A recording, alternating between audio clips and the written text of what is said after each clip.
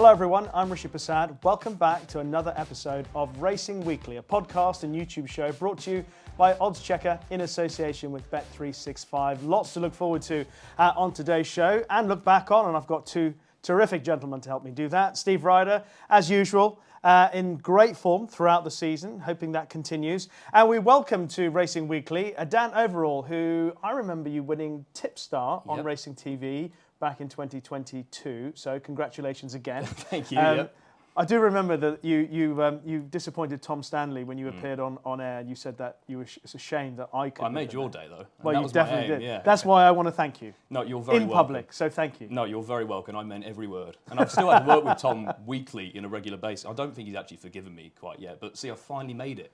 This is what I was aiming for 18 months ago. Congratulations, this is your prize. Thank you.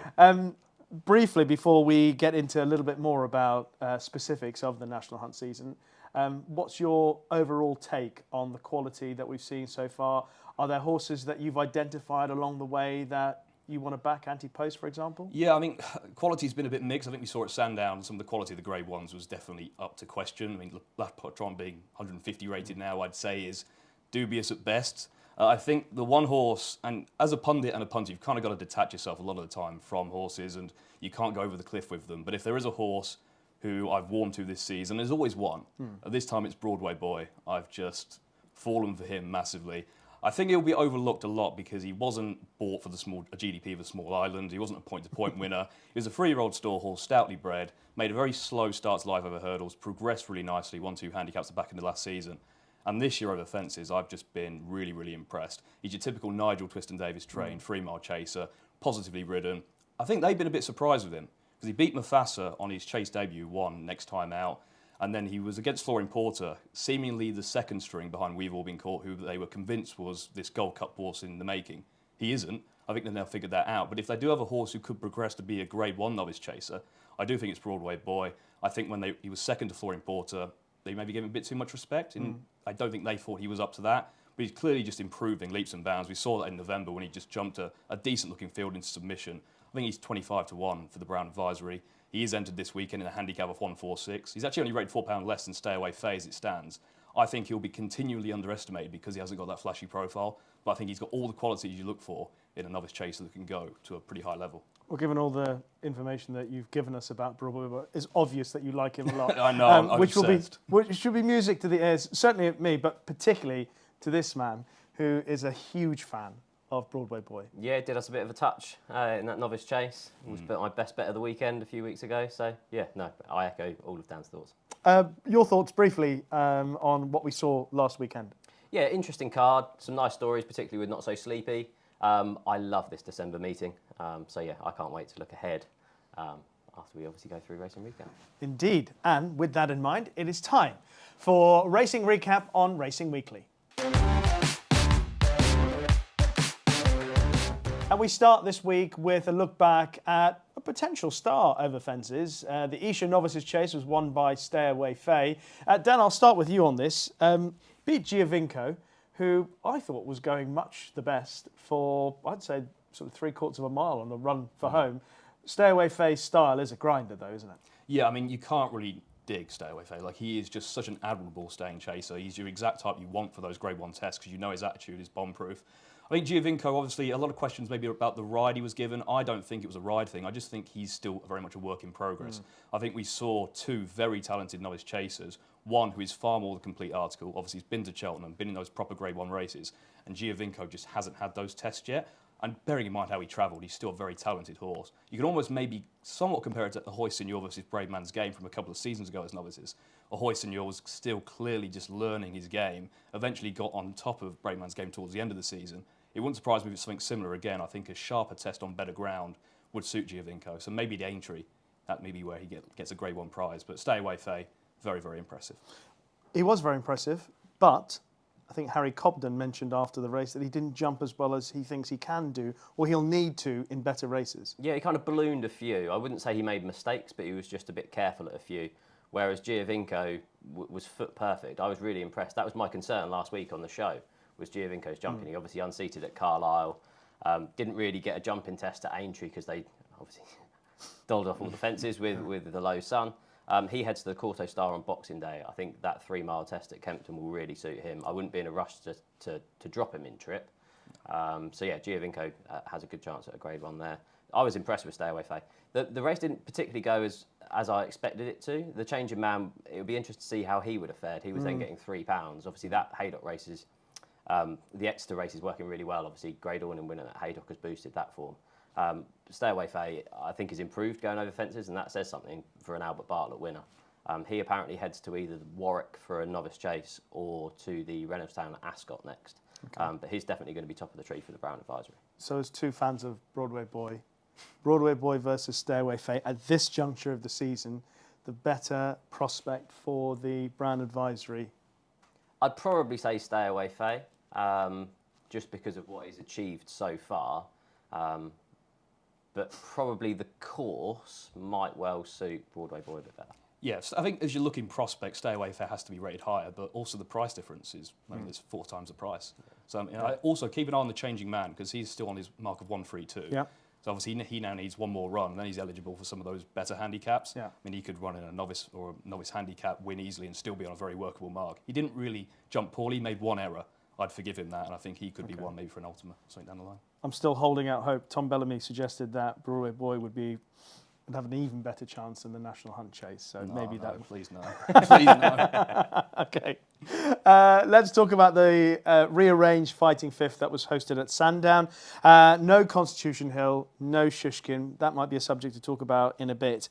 But let's deal with a horse who is one of the most admirable in training in the 11-year-old Not So Sleepy. I mean, his Not So Sleepy is just an incredible horse. I mean, there was a lovely interview with Lady Blythe afterwards saying that she either wanted to retire him or keep him to the flat because she was worried about him. And there he is winning a Grade 1 at the age of 11. I mean, he's just brilliant. They've had a great year as well. They had Quickthorn win the Goodwood Cup as well. So yeah, great ride from Tom Marquand there. Not So Sleepy was a homebred. He won a Nottingham Maiden as a 2-year-old on his debut. Back in 2014, like absolutely mad. Dead heated in this race, obviously at Newcastle with Debutant in 2021. No need for a photo finish this year. 8 lengths. I thought it was an interesting race to watch. They all kind of had a chance at one stage. I actually thought Goshen might go through with it, but that was short-lived. Love Envoi was off the bridle for pretty much the whole race. I actually thought she'd be in danger of pulling up at one stage.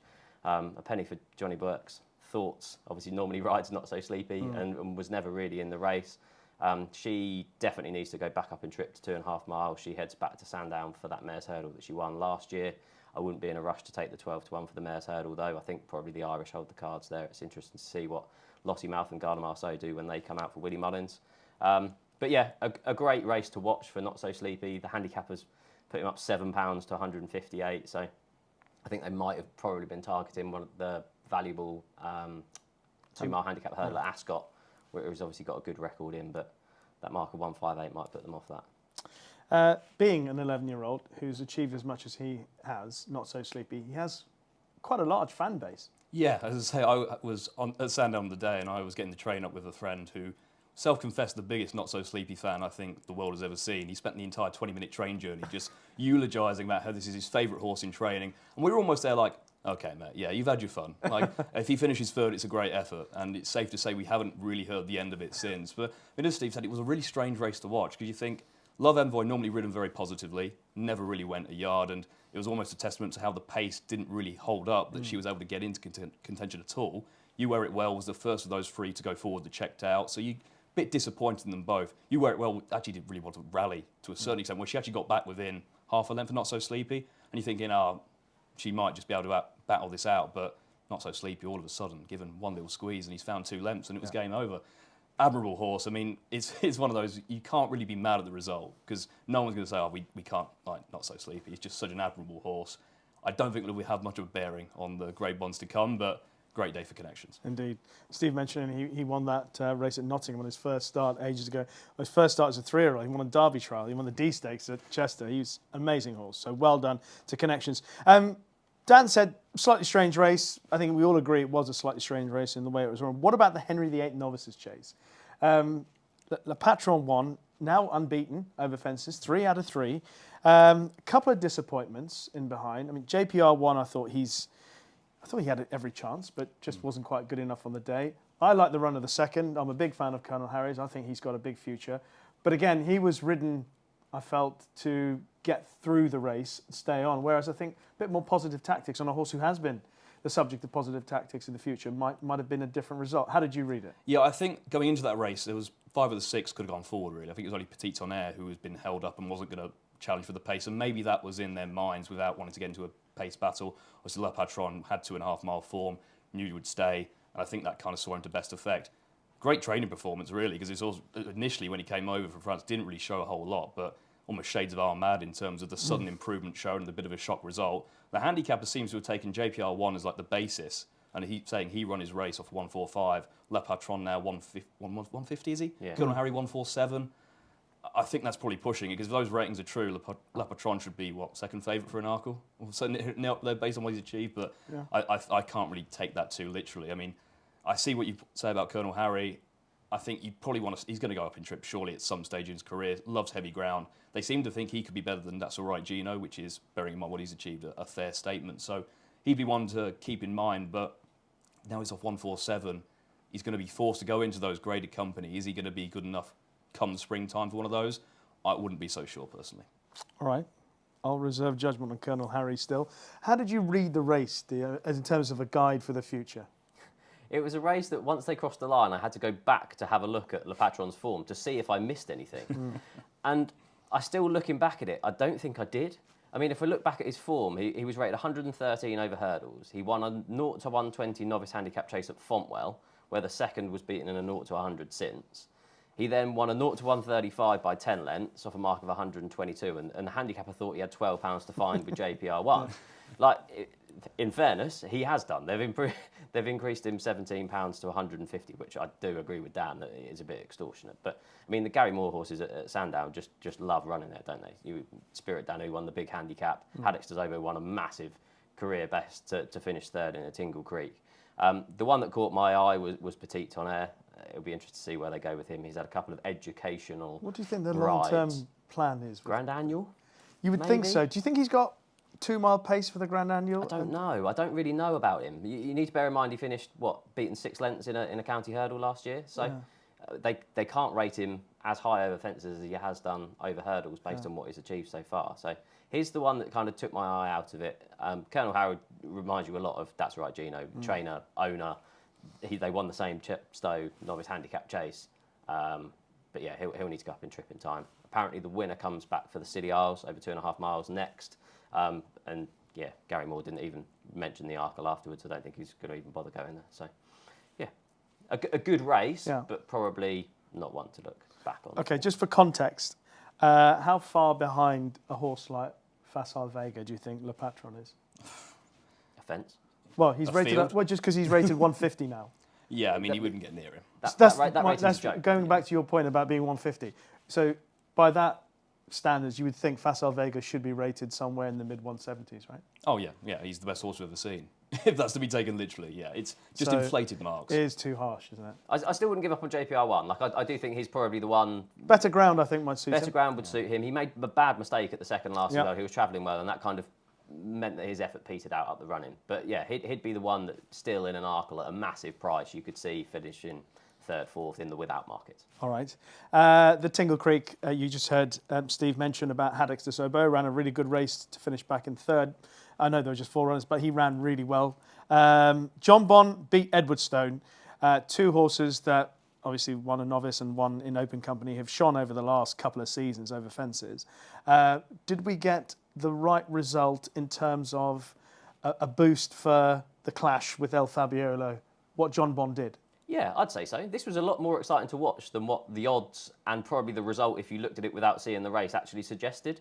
Many will think that Jonbon was slightly under pressure, kind of entering the straight. That's just Nico's way of riding, though. He's more of the AP mould than the Ruby Walsh and Barry Geraghty sat up on a horse. I thought he did it comfortably in the end. I thought the jumping was key to him. He was making lengths at Haddix Desobo at that race IQ that you've obviously touched on the last few weeks.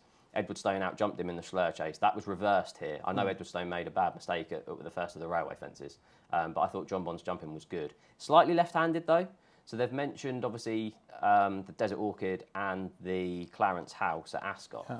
If this matchup happens pre-Cheltenham at Ascot, which I'm still dubious on whether it will happen, I think the fact that he does jump slightly left-handed would put it in the favour of El Fabiolo at Ascot. Whereas if you ask me now who I think will win a champion chase, I'm in the camp of Jonbon. I've been really impressed with what he's done this year, and I love Nico de Boinville riding him. Even if Aidan Coleman comes back, I would like Nico to keep the ride. I think he suits the horse really well. Positive tactics on there. My King George dream has kind of gone for Edwardstone, unfortunately. But they are talking about stepping up in trip. 2 mile 5, Ascot Chase, Grade 1, right-handed, I think will really suit him. I thought he ran really well, and it's worth bearing in mind, he won the race by 9 lengths last year. So if you base the form on him independently, Jonbon's put in a brilliant performance. If you based it on Haddocks de Zobo, it's a bit of a disappointing race, but I just think Haddocks de Zobo was primed to the minute and ran a massive career best. I think you're definitely right about Haddocks de Zobo running a career best. I also think he's got more to come. Haddocks de Zobo, if you just look at him physically, there's no way that he's not going to get better with more experience. I could see him running a big race behind Jonbon, El Fabiolo. We'll come to El Fabiolo obviously in more depth a little bit later on. But do you think Jonbon's a much better horse this season? No, I'd say we're seeing somewhat similar. I think he's still very, very good, and there's just a clear class difference between him and the rest, bearing in mind El Fabiolo.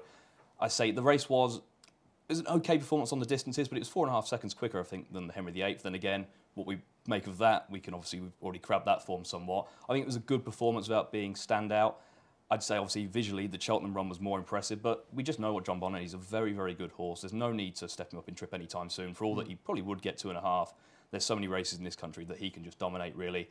I'd say we're unlikely to see the clash at the Clarence House, really, aren't we? I think that they're going to avoid each other until Cheltenham. Haddocks de Zobo, as you say, I think went up £7 to 157. So, I mean, I think you're right. He's just continually improving. He's just now almost handicapping himself out of handicaps and now forcibly into graded company. But you can see the champion chase we've had in recent years, where especially we've had soft ground, the races have fallen apart somewhat. And given his run style suits Cheltenham Old Course, you could definitely see him giving a very good account and finishing a decent third. Or if the race falls apart, as it has in previous years, even challenging those at the head, because he's still got time on his side. Yeah, and the other thing with him is that knowing who trains him, it's like, okay, well, we could go down the handicap route because he's so adept at doing that. But the fact that he's fired him into graded company against these horses and he's run like that, you know that he thinks he's not a handicapper anyway. He's better than that. So we'll save the Jonbon El Fabiolo clash. Do you? I just want to ask you, Steve. Do you think? Because Dan thinks that Jonbon is still the same horse as last year. Do you not think he's better this year? I think it's better because Nico's riding him. So he's not a bad horse. He's just a jockey more suitable for him. Yeah. Okay. We'll come back to that. Do you want to start? Sorry, no, Aidan. there's no break. Let's talk about the Becher Chase up at Aintree, and quite a poignant win for Lucy Turner on Chambard, a horse obviously winner at the festival back in the day. Beat horses that have got an excellent record. Percussion was back in third round well again. Coco Beach was in behind.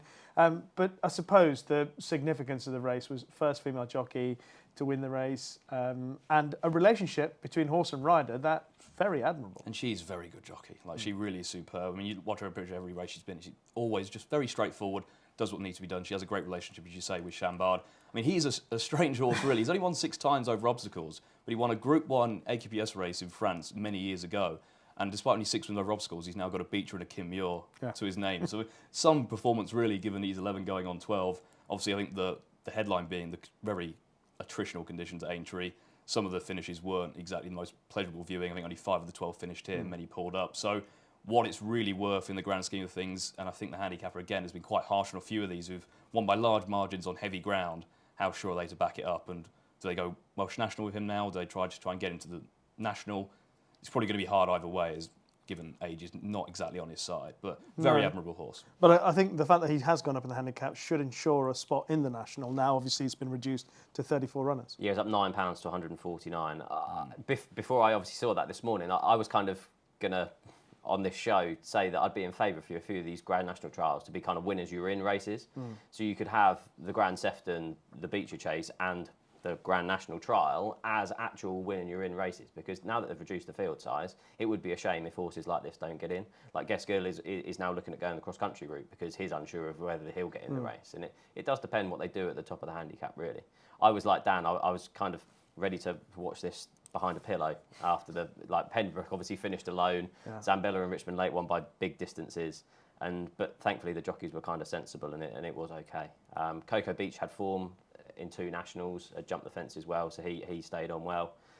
Percussion actually was let down by his jumping. For a horse that's finished round there and placed so many times, he actually jumped poorly, and that kind of But one thing about him, he did stay on quite nicely, which I think maybe suggests that even though he's gone up in the handicap and he's at a point, well, actually, he was not a bad mark, but if he's going to go up in the handicap, that sort of run suggests that there's still a bit of life left where he is in the.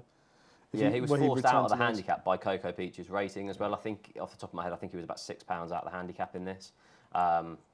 He's probably ran to form, to be fair. Okay. Just a brief word about, if anything, in that. So Steve mentions about the national, and Chambard's obviously gone up for the national. Did you see anything in that race that? No, nothing. No, okay, the ground as well just made it something I'm not sure it's going to have much bearing come Aintree. Fair enough. We'll just turn our attention to a couple of races in Ireland. The first one was the Navan Novice Hurdle. Now, many of you would have seen the show that featured Gavin Lynch earlier in the year, or earlier in the series, and Gavin put up Slade Steele. Slade Steele won that Navan Novice Hurdle. And by the way, if you get the opportunity to have a look on oddschecker YouTube channels, A Day in the Life with Gavin Lynch, it is utterly fascinating. Like I've said before, I enjoyed it, but I'm a huge golf fan, racing fan, eating fan, all those things that Gavin does in A Day in the Life with Gavin Lynch. So I enjoyed it, and hopefully you will too if you get the opportunity. Go to our oddschecker YouTube channels and enjoy that. And I think Gavin would enjoy the fact that Slade Steele showed the attitude that he did. I thought he was in trouble when Lecky Watson came to challenge. Yeah, well, it's the same again as it was in his maiden hurdle, to be fair. I watched it live and wasn't of the opinion going in that this is maybe a Grade 1 horse. I still thought that after the race. I've watched it again, and you can't really help but be impressed by his attitude. As you say, Kingsfield looked to have him in trouble, and then obviously Lecky Watson came to challenge, and he's looked in trouble with the Elliott horses going on the front end, found very gamely to get his head in front. Obviously the winning margin was minimal at the end, but I think he maybe just idled towards the finish. But there's a lot to like about him. I think now if you're looking towards something like the Lords of Naas or the Nathaniel Lacey, which would maybe seem his more logical route, obviously Henry had in the pocket win that race before dropping back in trip. I don't think you're looking at stepping back in trip with Slade Steele, where he probably wants 3 miles in time. I would suggest he might struggle in Grade 1s against a better class of horse. I think if you're looking at the lines through King of Kingsfield, obviously I know you can say he ran well in the Raw Bond, but King Kingsfield is a tricky beast at the best of times. I don't think that Raw Bond form really holds up to much. And I think Lecky Watson is a similar mould, really. I don't think he was necessarily in love with winning either. I think the form is somewhat up to debate, and I think on that line through King Kingsfield, say Elliott's Firefox, for example. Yeah. I think Firefox here, King Kingsfield, he could be up there, but most days he's down there. I'd say he would be fancying his chances of Firefox being able to beat Slade Steele if they both rocked up in something like the Lords of Naas. All right. You read the race the same way? I'd be more positive than Dan on the race, to be honest. I thought this would have some bearing on the Cheltenham Festival going forward, to be honest. I think both of the Elliott horses, both stayers, Stellar Story, they sent off favourite, Better Days Ahead. I think they both look like they want 3 miles now. Lecky Watson brought in some good bumper form. Worth remembering he finished 4th in the champion bumper. I like Dan. I thought Slade Steele might struggle at one stage, but yeah, showed a really good attitude at the finish. We've talked about King and Kingsfield, obviously boosting the form of the maiden hurdle. He's now 12-1 for the Ballymore with Bet365, 16-1 for the Albert Bartlett. I think mid-range chips are probably him for the moment. I think if he goes over, I'm sure he'll go over fences next season, but he looks like a stayer going forward. But at the minute, I don't think he lacks pace. And I'd be relatively interested in the 12-1, although I won't put my hand in my pocket just yet. Not often do you put your hand in your pocket. No, but there is one that I have backed on the back of it, which we'll go into later. Oh, okay, great. What a tease. What a tease he is. And earlier in the show, I teased about talking about El Fabiolo, who made a return to action in the Hilly Way Chase, which was, I think, always the plan. And he won comfortably enough, beat Phil Dorr. I thought it was a really good comeback run. I thought he produced a sort of performance that would make you think, yeah, I'm back and I am still the standard bearer. How impressed were you? Yeah, I think it's worth noting how he had to give plenty of weight to a race-fit Phil Dorr who chased home Dino Blue last time. So often we get lulled into this, and you look at 1 to 5 shots winning, and you go, yeah, okay, he was expected to do that. But when you actually look at the form of it, I was more impressed afterwards. Jumping's always going to be a question mark with him. He tried to take the second fence with him and took some birch with him, and then kind of nodded on landing after the last. But travelled keenly, didn't get much cover, just oozed class late on. Jack Kennedy tried to play the trick of putting pressure on him 3 out, and he just never got to him. El Fabiolo just put it on, and yeah, away he went. It was impressive. It'd be lovely to see him at Ascot in the Clarence House Chase, go the Energumene route, and yeah, I'm looking forward to it. Okay. What did you think of that comeback? Yeah, just exactly what you'd hope for. Just he is such a classy horse, as Steve said. Like, he just oozes class for his races. Jumping, of course, I think whatever happens, I think even if he jumps the next 3 races flawlessly, there'll always be that question because he does have it in him. If you are comparing him to Jonbon, Jonbon is the better jumper. But I just think El Fabiolo does have a slight class edge. It's interesting with the Clarence House because the Dublin Chase is 15 days later, obviously the Dublin Racing Festival.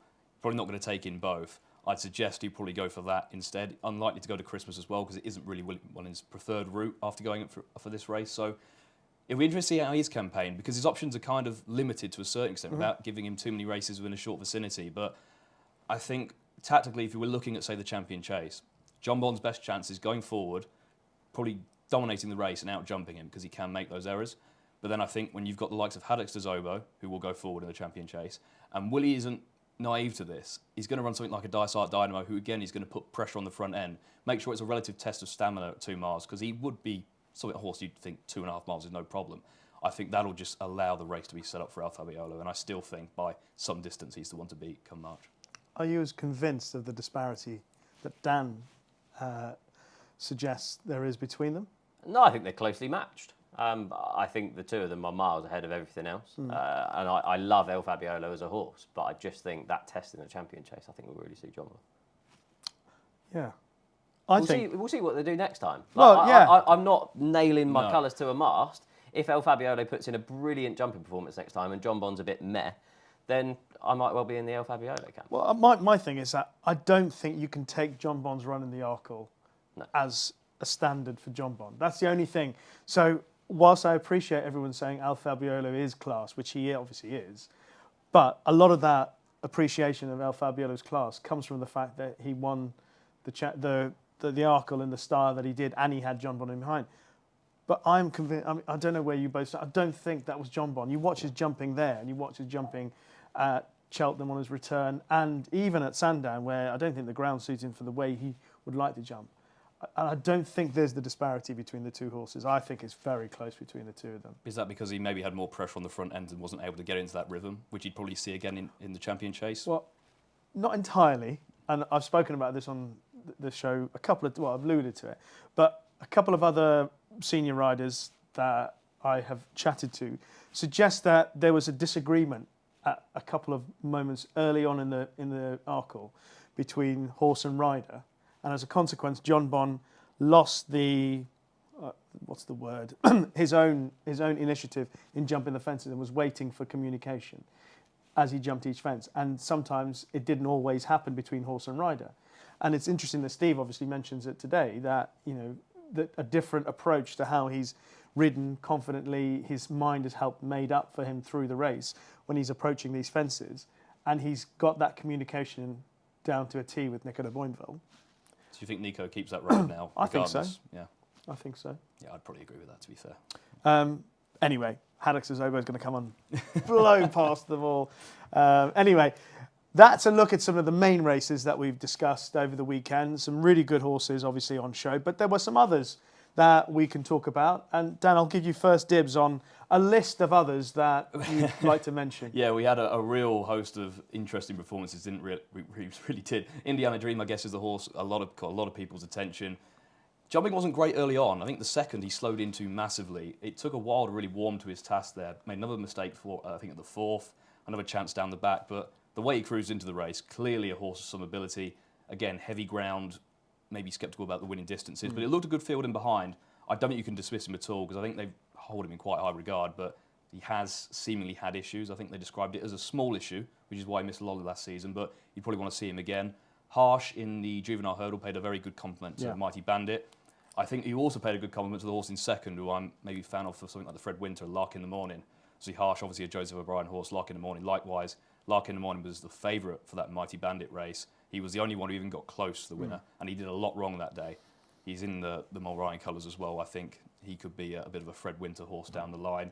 Okay. And then take your pick the rest. I mean, Zambella, I'd hold off on Mare's Chase Slips because it looks like Doncaster, then Huntingdon, then maybe Covered by March probably won't go. But yeah, we saw a lot. We're really getting into it now. We're getting a lot of clues for spring. Constant clues coming through. Zambella, obviously, Richard Hoyles was on the show last week and he put Zambella up at his best bet. Very little doubt all the way through. Steve, what about you? Some summaries of what else you saw? Yeah, Liari I was impressed with. Listed juvenile hurdle at Aintree, won by 3 lengths. Didn't he travel well through the race? Oh, he's lovely. He's going to be beautiful next year. 14 to 1 for the Triumph, but apparently doesn't go. Goes to the Adonis and then goes to Aintree, which I completely agree why. Sonny Gino I was impressed with in the concluding 2.5 mile handicap hurdle. Carried 12 stone, won by 6 lengths. The handicap has put him up £6 to 143. Heads to the Lanzarote at Kempton in January. That will really suit him. Isaac Dezobo was a bit kind of on a lesser card at Chepstow, but he'll make some novice chaser next year, obviously related to Clan Dezobo in the Barber colours. I thought he was really good. Caldwell Potter won the maiden hurdle at Navan on Saturday by 7 lengths. That paid a handsome compliment to It's For Me. Beaten by 1.5 lengths on their hurdling debuts at Punchestown. He's now 16 to 1 with Bet365 for the Supreme. I then went through the Supreme in a bit of detail, and it's lovely that it's 6 to 1 the field. It's going to be interesting to see what Willie runs in the 2 mile Grade 1 at Christmas, because I was blown away by Daddy Longlegs a couple of weeks ago. But yeah, It's For Me received a big compliment there. So yeah, going to be interesting from there. Thought Florida Dreams was interesting. Won at Ayr on Monday. Goes to the Old Tolworth at Aintree on Boxing Day that they now call the Formby Novices Hurdle. That's a race that's been mentioned for Will Mount, Favour and Fortune, Camin Sass and Lookaway. So the fact that they've moved that, I know Nicky Henderson for one wasn't very happy that they've moved it, but if they get that sort of race on Boxing Day, it's completely justified that decision. Nassalam, I think, is worth mentioning. Won the the Welsh National Trial at Chepstow. Yeah. He's really unexposed on both the ground and the trip. He's gone up £8 to 149. He is 8 to 1 with Bet365 for the main event at Christmas. That would suit him really well. And Dan's kind of stolen my thunder on the bet that I've had. I've backed Mighty Bandit for the Triumph. Okay. On the back of Harsh winning that juvenile hurdle at Cork on Sunday. I was blown away by Mighty Bandit. On the episode with Johnny Ward, you'll remember we had a bit of a disagreement around Burdett Road's price in the Triumph. And I said, things will come out in Ireland, probably come from France. But Mighty Bandit's come completely from left field. First time we've ever seen him, and that performance was good on the clock, it was good visually, and I just wanted to see something back up the form. And the fact that Harsh was beaten, 17 lengths that day, and has come out to win that by 8 lengths, I thought it was brilliant. It was bigger out there, he's now 10 to 1 with Bet365 for the Triumph, and I wouldn't put anyone off that. I'm hoping that we'll see him in the Grade 2 juvenile hurdle on Boxing Day at Leopardstown. That would be the obvious route for him. Yeah, I was really impressed with Mighty Bandit. Excellent. Some good names to remember. Mighty Bandit. He has put his hand in his pocket. So well done. We're up and running for at least our anti-post bets for the festival. Okay, that has been this week's Racing Recap. Now, before we get into our weekend preview, just to let you know that our sponsor, Bet365, have an ITV Racing price promise for you. They will not be beaten on price on any horse for all UK and Irish races shown live on ITV Racing. Full T's and C's can be found on the website. Time to look ahead to what we've got coming up at Cheltenham. It's the December meeting, and it's the sort of meeting that just sets us up for a nice run to Christmas time, because it's not overall strength in depth on 2 days, but there are enough horses, I think, that certainly interest us. The December Gold Cup, which is the feature of the meeting. Thunder Rock is currently the 7 to 2 favourite with Bet365. Il Rodotto 6 to 1, Montmoral 6 to 1, so Scottish 6 to 1. Fakir Duderie, who heads the weights, is 8 to 1, and then it's 10 to 1 bar those. Lots of questions coming out of my head straight away. Obviously, we'll come to Thunder Rock in just a moment, but it appears, I think you mentioned it to me earlier in the week, that Harry Cobden has chosen to ride Montmoral instead of Il Rodotto. Why? Do you see it? Do either of you, do you both agree with Harry Cobden's assertion that Montmoral's the better horse for the race? Who would like to start on this? I'll let Dan go first. We're of different opinions. Okay. Great. I'd say absolutely not. I mean, the only way I can justify it is if Il Rodotto's main target is one of the January editions of this race. But I think if you're looking for a proposition for this race, given the general trends, given it's normally a one by horse, one trained by Paul Nicholls, but also who runs very well in the November edition. I think Edwardstone just fits that to a T. We know the new course suits him. He's ridden prominently. He's obviously, I think he's still a few pounds higher than when he won his version of this race in January, but I don't think his mark is necessarily prohibitive from winning again.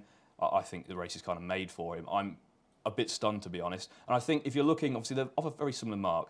There's no question, I think Monmoral has more talent, but how he channels it is very questionable. And I think they're just relying on, they're going to have him A1 for this. Obviously, no doubt of how he's chosen him, but I struggle to see in a big field handicap, and obviously a lot of the snipers have already taken the early prices once that news was announced, but I think at his current price, I really couldn't touch him. Okay. You say he's got the ability to win this. He's obviously a good horse. He has the ability. He has certainly shown in the past he's got the ability, but his last 2 runs have been pretty poor. Yeah, you've got to forgive them. He won his first 5 starts. He went off 2-1 for the fight in 5th. Like, he is a horse that had loads of ability. He's obviously had issues. When I then heard that news, I then went back and looked at his chasing performances because I'll be honest, I'd forgotten about them. He was beaten 7 lengths behind Jonbon on his chasing debut at Warwick. Then finished 2nd, beaten 3 1/4 lengths behind the Real Whacker at Cheltenham. Now, at the time, that looked disappointing, but the Real Whacker obviously went on to win the Brown Advisory. Back in 3rd that day was Thunder Rock. That was off level weights that day. Thunder Rock now heads the market at 7-2, off £1 higher. I know he has a more consistent profile coming into the race, but I just thought it was really interesting, Monmoral. With horses like this, Paul Nicholls isn't going to risk him half fit. He's going to be hard fit for the day. And I imagine Harry Cobden's ridden both at home and gone, wow, he's flying, I'm going to go for him. Like Dan said, the bigger prices have gone. He's now 6-1. But I do think that's fair if you're going to have Thunder Rock in there at 7-2. A quick mention for one other horse I'm a massive fan of is Fugitive. Yeah. I selected him last time. I would now love to see him back down to 2 miles rather than the 2.5 miles. Travelled so well. They fitted him with first-time cheap pieces that day. And he raced really, it wasn't keen, he raced enthusiastically. He's such a massive horse, he just steps over them like they're hurdles.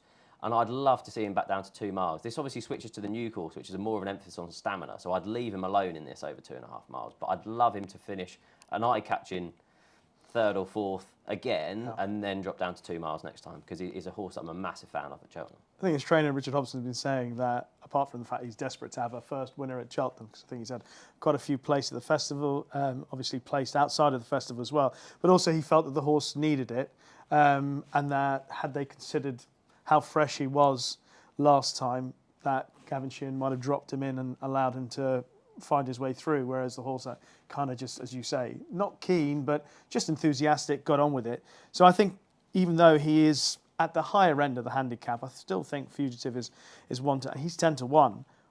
He did get dropped a couple of pounds as well for that run, which I thought was generous. That was generous, yeah, because you say he travelled so well into it. Yeah, it was a really good run. It's just a question of whether he needs a bit more help from the handicap, because he went up, I think, 6th for finishing 2nd in the plate to Seddon, which, again, he was getting to the stage last season where he was just doing a lot right and then just not almost going through with it. Yeah. Maybe he just needs maybe 1 or 2 more runs, a couple more pounds down, then then's the time, maybe January editions. I think a couple of horses in the race like him, Edwardstone, are pretty consistent at this sort of level, and it's hard for the handicapper to give too much back. Yeah. I just wanted to ask you both about the Fakir Duderie, so Scottish involvement in the race. Is Fakir Duderie in the race to keep the weights down for so Scottish? I mean, I don't know. Am I just thinking, or is Fakir Duderie, can he defy top weight in a race like this? I don't think this will be his main target.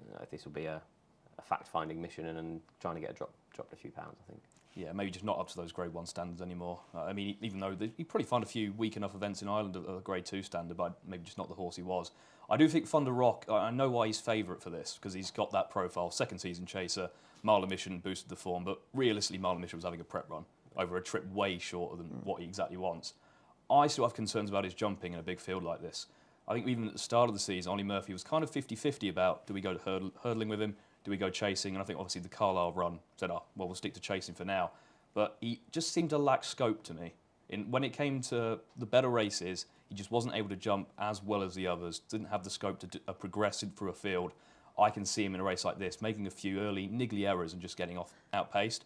I wouldn't be interested at 7-2, and it wouldn't surprise me at all if maybe in a couple of months' time we see him over hurdles of 135 for £12 lower. Well, that's what happened to him in the race that Steve refers to behind the Real Whacker and Montmorel, he was just on his heels a little bit. Yep. Wasn't jumping cleanly, got left behind. In fairness, his run at Carlisle was better.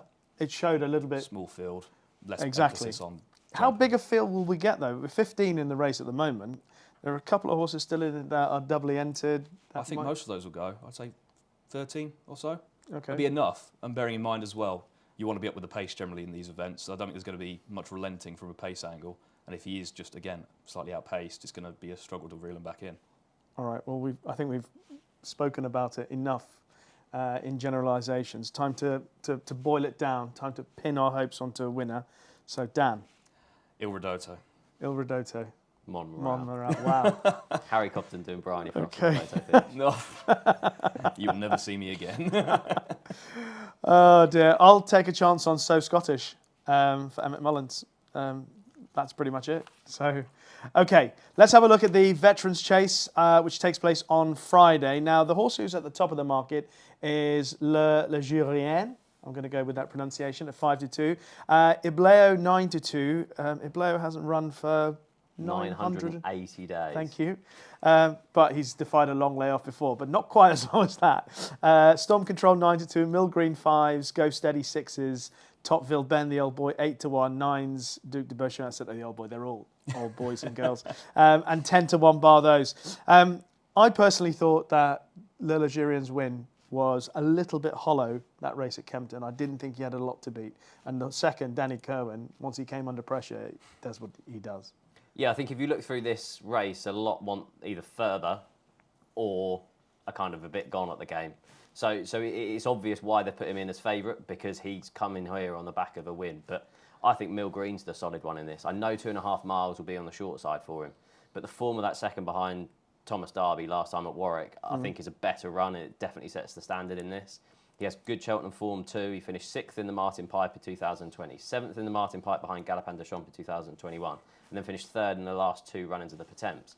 Like, he has brilliant Cheltenham form. I know 2.5 miles is slightly short of ideal for him, but I'd much prefer 5-1 about him than 5-2 about the favourite. Venetia Williams would put in some training performance if she can get Ibleo to win this. He has good Cheltenham form as well. It's worth remembering he finished 3rd in a Grand Annual behind Sky Pirate a few years ago. But 9-2 seems short enough after nearly 1,000 days off the track. But yeah, Mill Green, I'm confident on him. Okay, confident on Mill Green. How do you see it?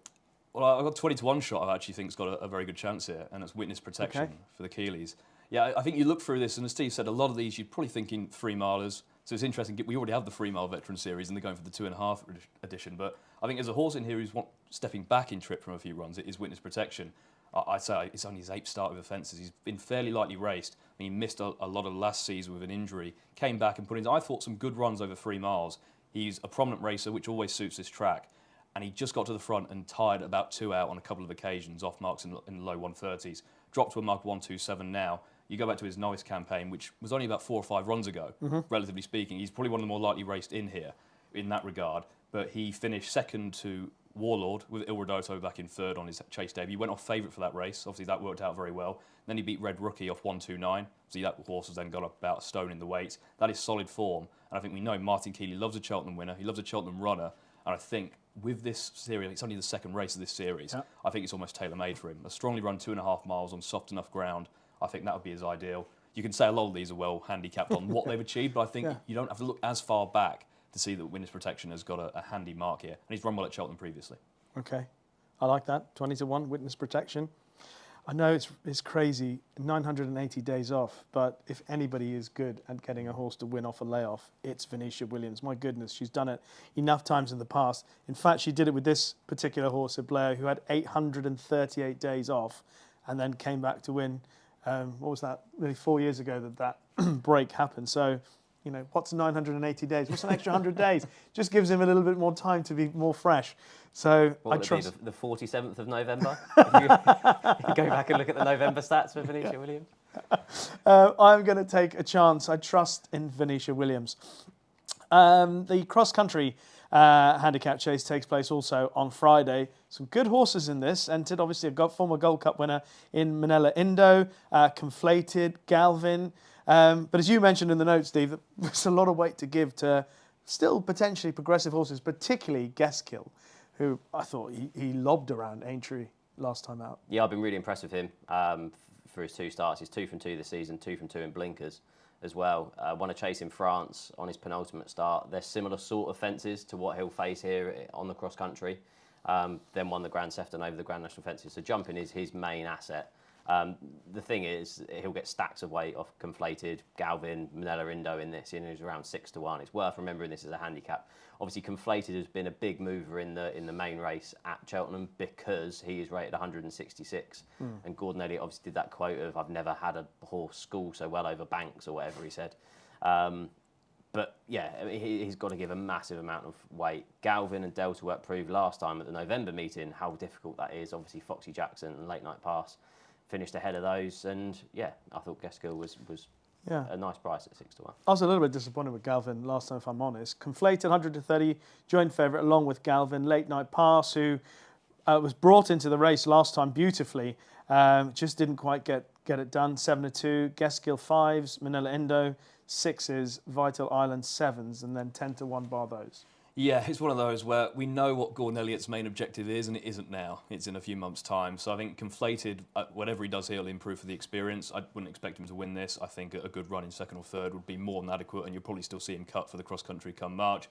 Galvin, the ground is softer on the cross-country course currently. It's soft, heavy in places. We know he wants a quicker surface. Again, a good run would set him up for March.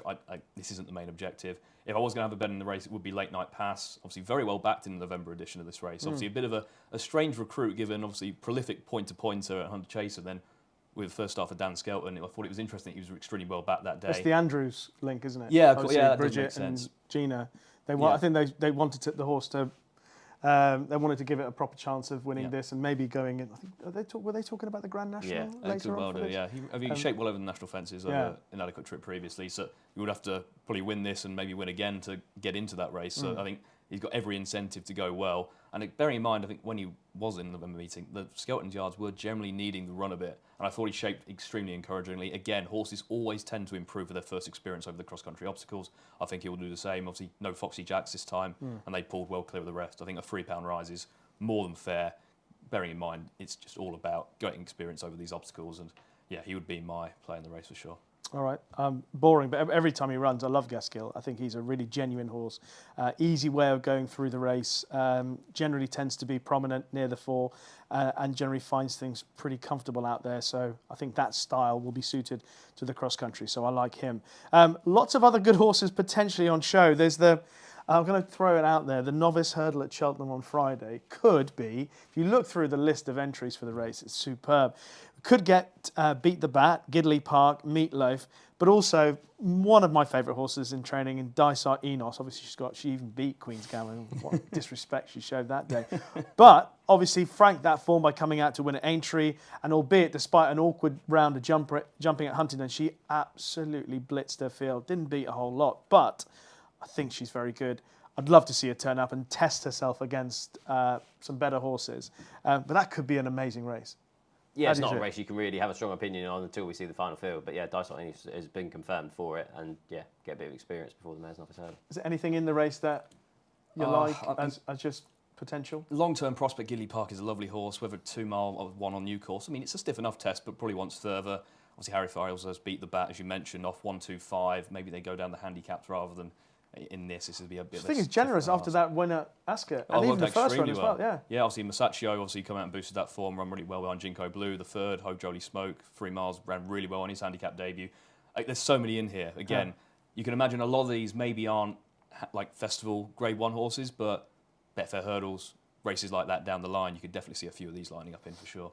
Okay, let's do a roundup. Anything else over? Oh, there's a smile coming. I've got quite a lot, so I'll let Dan go first. Okay, You've got quite a lot. Okay, so I mentioned him earlier in the show, but if Broadway Boy does run in the 225 this Saturday, I think it's interesting campaigning this. I thought they'd campaign him as a Grade 1 horse, but I think when you look at the options that are available to him, Cordo Star, I don't think would suit. No. Too sharp for him, definitely. He's a National Hunt horse, that's why. No, yeah. National Hunt Chase. We're going to fall out, you know. And you got the Reynoldstown. Again, that would probably suit, but it's close enough to Cheltenham. I want to get another run into him.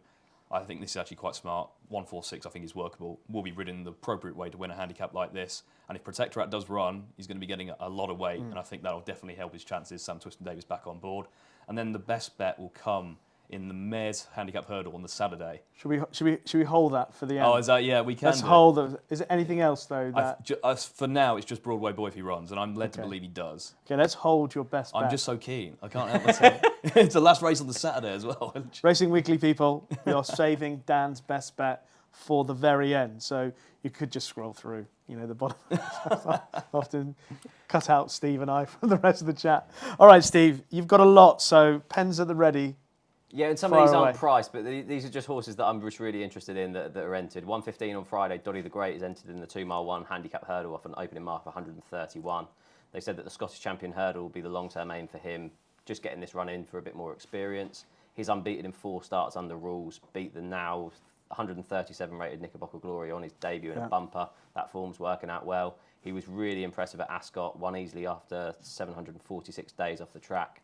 I know in the waterside was really disappointing that day, but I thought that was good. Mark of 131, could underestimate him. Lamal Masson in the 150 on Friday is respected. Gavin Cromwell sends her over. She's only had 3 runs over fences, was disappointed on her chasing debut, but then unseated Keith Donoghue third last at Limerick in a race won by Quilixios. She finished third behind Founder 50. On her next start, that rival obviously finished second in a Drinmore, so that looks strong for him. She's off a mark of 126 here. It's just worth noting when Gavin Cromwell brings them over, he's had 12 runners at Cheltenham this year, 5 wins, 2 seconds and a third. She's around 5-1 for the race. So yeah, Lamal Masson is interested in that. We've all been caught. We've mentioned form ties in with Broadway Boy. He's entered in the 12:40 on Saturday, the novice handicap chase over 3 mile 1. He's always been well regarded, was better regarded than Broadway Boy earlier on. They even took him over to the Dublin Racing Festival. He obviously finished behind Florian Portal on chasing debut and then finished second behind Broadway Boy. He'd run here off 135. Yeah, he'd be carrying top weight if Mr. Coffee isn't declared. But yeah, he'd hold strong claims in that in the 12:40 on Saturday. In the Albert Bartlett trial, the 3 o'clock on Saturday, the Grade 2, Destroy the Evidence. He's running in there. He's 4-1 with Bet365. He's 2 from 2 since being fitted with cheap pieces. He's won by a total of 15 lengths and 6.5 lengths. It was, yeah, a really good performance last time. 3 mile trip's definitely what he wants. There's a sexy Nicky Henderson horse that's taken up most of the market in there. But he's a proper stayer in the making, and I think he'd definitely get them all off the bridle in that race. And then finally, just one to mention in the mare's handicap hurdle. I know Dan's got a fancy in this. The 3:35. I thought Nurse Susan was quite interesting for Dan and Harry Skelton. Her form is really interesting. Like, she won her first 2 starts over hurdles and then finished behind Love Envoi, including when 4th in the mare's novice hurdle at the Cheltenham Festival. What's really intriguing about her is how well backed she was. She was back off 613 days off the track, and they put her straight into a listed mare's novice chase at Exeter. She didn't really do a lot, but she was really well backed, and now reverts back to hurdling here off a mark of 129. She's 12-1 with Bet365, and I thought she'd be a danger in that race. Okay, so 5 for Steve. Nurse Susan, Destroy the Evidence, Would All Been Caught, Lamal Maison, and Doddy the Great. To Broadway Boy for Dan. So those are 6. I'll give you one that I'm interested in, the Bet365 handicap chase, which is at Doncaster on Saturday. It's Flash Calange for Paul Nicholls. Last seen in the Scottish National Air, started a shortish price for that. Was progressive over fences last year. Was a pretty smart hurdler, was rated in the mid-140s. He's still able to run off a mark over fences in the 130s, the high 130s. I think there's a bit of scope there. And if he obviously puts behind what happened in the Scottish National behind him, I think he's got a cracking chance. So just looking through that race, I don't think it's that strong, even though there are a lot of horses in it. T-Clipper's a 92 favourite, Hold That Taut. Elvis Mail, then Flash Calange is in the market along with Mr. Coffee, you can't quite trust. Sail Away is also in there. He's had a wind up. Don't know what to make of his comeback run. I just felt there were enough horses in there who you could question. I think less questions about Flash Calange. Well handicapped, so I'll be backing him on Saturday in that Bet365 handicap chase. So that's an overall look at what's coming up at this weekend. But stay tuned, because our best bets of the weekend from Dan and Steve are still to come. But before we get into the best bets of the weekend, just to let you know of a free-to-play 6 horses challenge. It is available every weekend with prize pools available for 5 and 4 correct predictions, as well as a jackpot for all 6. T's and C's apply. So here we go. Best bets of the weekend for Steve Ryder and Dan Overall. Dan is our guest, so he gets to go first. And also, you couldn't contain me a minute ago, so if you made me wait anymore, it would just be cruelty. Exactly. Well, I didn't make you wait a year plus That is very to true. appear on the same show. 18 months, yeah. We're being specific. Who's counting? Me. Yeah, so we're actually going to go to the last race on the Saturday, the Mayor's Handicap Hurdle. I think Bonte here has a very, very good chance. I think Lucia is currently taking up a lot of the market. I think 5-2 favourite. I don't think she's any far from certain to run here, bearing in mind 2.5 miles, new course, all her forms over 2 miles. That she's also in the Ascot Handicap Hurdle, a very valuable prize. Yeah. See her more likely going there. So I think the 6-1 currently available for Bonte, I think, is a very, very good price. We've got nowhere near to the bottom of her over hurdles yet. See, 1-2 bumpers at Cheltenham a couple of seasons ago, one in a listed race, second in another listed race. And it's been a very much a slow progression over hurdles. She's clearly just learning on a job. Jumping wasn't always fluent very on. One on the reappearance run at the start of the season on 12 stone, very sharp 2 miles at Hereford on good ground.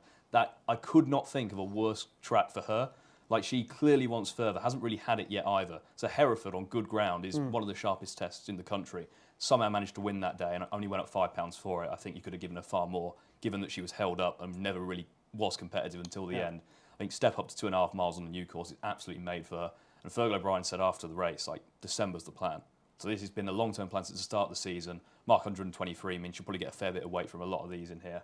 I think she's probably made for this race. And if she can't be better than the Mark 123, I'd be very, very disappointed. Wow. Strong for Bonte. Obviously taking on Nurse Susan in the same race. Yep. But Bonte in that Mayor's Handicap Hurdle, which is also on Saturday at 5:35. Right, Steve, what have you got for us this week? I've already mentioned mine, but I'll recap it. My best bet is Mill Green in the Veterans Chase on Friday at Cheltenham.